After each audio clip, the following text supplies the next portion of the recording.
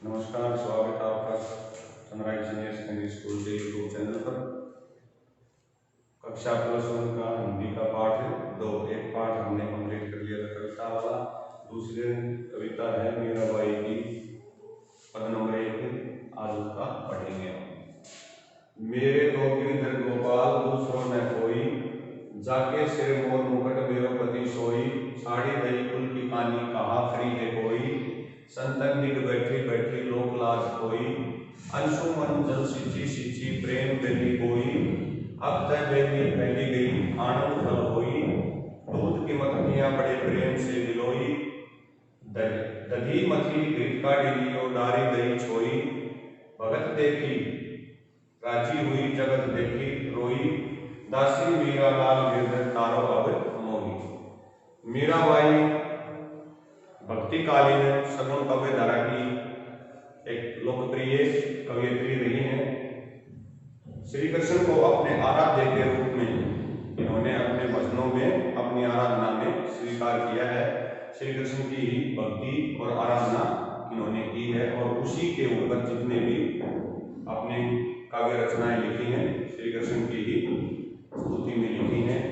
और अपने श्री कृष्ण की छवि को किस रूप में मीराबाई प्रस्तुत करती हैं, कैसे श्री कृष्ण के प्रति अपनी अनन्य भक्ति भावना को प्रकट करती हैं, किस प्रकार समाज में श्री कृष्ण को अपनाकर उसे लोगों के द्वारा ताने व्यंग्यात्मक बातें सुनने को मिलती हैं, लेकिन उन सब की परवाह न करके मीराबाई कहती है कि मैं तो अपने प्रभु श्री कृष्ण को ही अपना जीवन समर्पित कर चुकी हूँ। अब मुझे इस समाज, संसार और परिवार से कोई लगाव नहीं है। अपनी उन्हीं बातों को प्रकट करते हुए, भावनाओं को प्रकट करते हुए कवयित्री इन पद के माध्यम से अपनी आंतरिक बातों को सबके सामने उजागर करती है। मीराबाई कहती है कि मेरे तो गिरिधर गोपाल दूसरों न कोई। गिरिधर का मतलब है गिरि पर्वत, जिसको प्रभु श्री कृष्ण ने अपनी उंगली पर धारण किया था। श्री कृष्ण ने इंद्रदेव का घमंड तोड़ने के लिए उस पर्वत को उठाया था, गोवर्धन पर्वत को। गोपाल का मतलब है गायों का पालक या गायों को चराने वाला, ग्वाला। कि मीराबाई कहती है कि मेरे तो प्रभु श्री कृष्ण ने गोवर्धन पर्वत को धारण करने वाले हैं, दूसरा अन्य कोई और नहीं है। जाके सिर मोर मुकुट मेरो पति सोई। कवयित्री कहते हैं कि जिसके सिर पर मोर के पंखों का बना हुआ मुकुट सुशोभित हो रहा है, जिसने मोर के पंखों का बना हुआ मुकुट धारण कर रखा है, मेरा पति तो वही है, अर्थात मेरे स्वामी वही मोर के पंखों का मुकुट धारण करने वाले प्रभु श्री कृष्ण हैं। छाड़ी दही कुल की कहानी, मैंने अपने प्रभु श्री कृष्ण के लिए कुल की मर्यादा को छोड़ दिया है।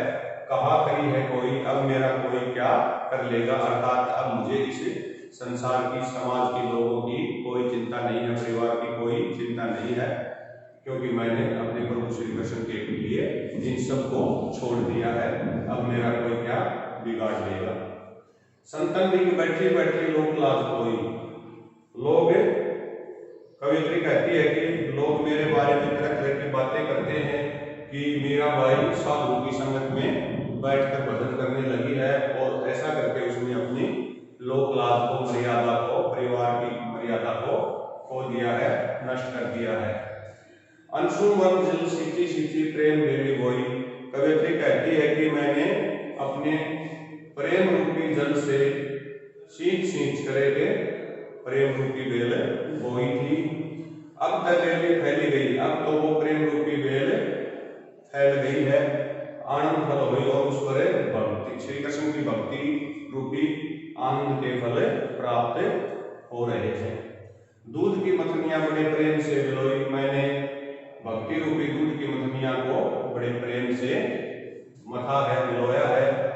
अब उसमें से मैंने ऐसा करके, ये कार्य करके, ये क्रिया करके कि दूध को मथ के, दही बिलो के, उसमें से मैंने घी तो निकाल लिया है और उसमें से छाछ को छोड़ दिया है, अर्थात श्री कृष्ण की भक्ति को तो अपने हृदय में धारण कर लिया है और श्री कृष्ण के भक्ति के प्रति जो आडंबर है, जो ढोंग है, उसको मैंने छोड़ दिया है।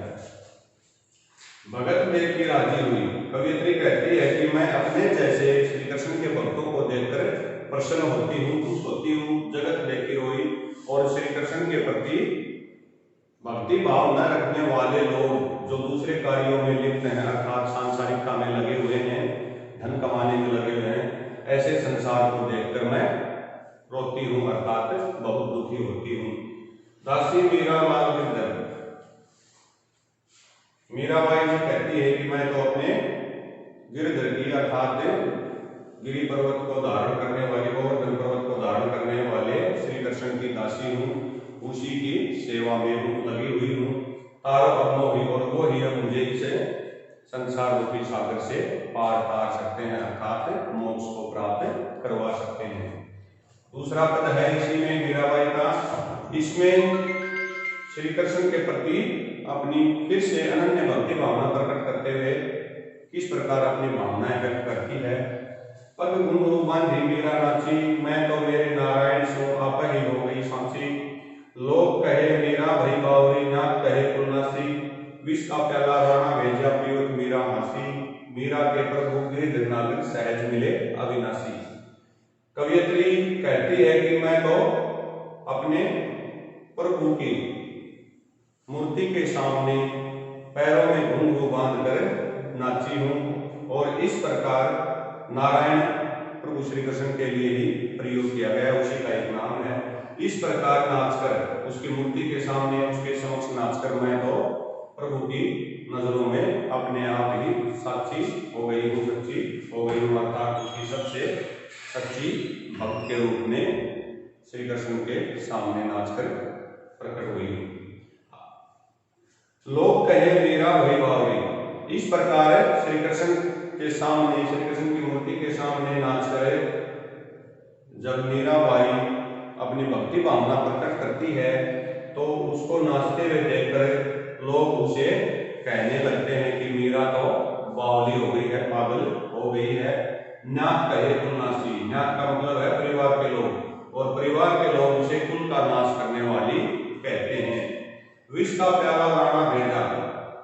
इस प्रकार संतों की संगत में बैठने से, श्री कृष्ण की भक्ति और भजन करने के कारण उसके देवर राणा विक्रम सिंह ने उसे मारने के लिए, मीराबाई को मारने के लिए विष का प्याला भेजा। पीवत मीरा हासी, जिसको हंसते हंसते मीराबाई पी लेती है, अर्थात उसे अपने प्रभु श्री कृष्ण पर पूर्ण विश्वास है कि अगर जहर भी है तो मेरे प्रभु श्री कृष्ण मेरी रक्षा करने आएंगे, अर्थात मुझे कुछ नहीं होगा क्योंकि मैं तो उन्हीं की शरण में हूँ। मीरा के प्रभु गिरधर नागर। मीराबाई कहती है कि मेरे प्रभु तो गोवर्धन पर्वत को धारण करने वाले श्री कृष्ण है, सहज मिले अविनाशी, और उसको पाने के लिए कोई कठोर तपस्या भक्ति भावना की कोई आवश्यकता नहीं है। उसे तो सहज तरीके से, आसान तरीके से, आसान भक्ति करके उसे प्राप्त किया जा सकता है। ये आपके हिंदी +1 की कविता नंबर 2। कल इसके और पहली कविता के कुछ अभ्यास के प्रश्न आपको होमवर्क के रूप में दिए जाएंगे।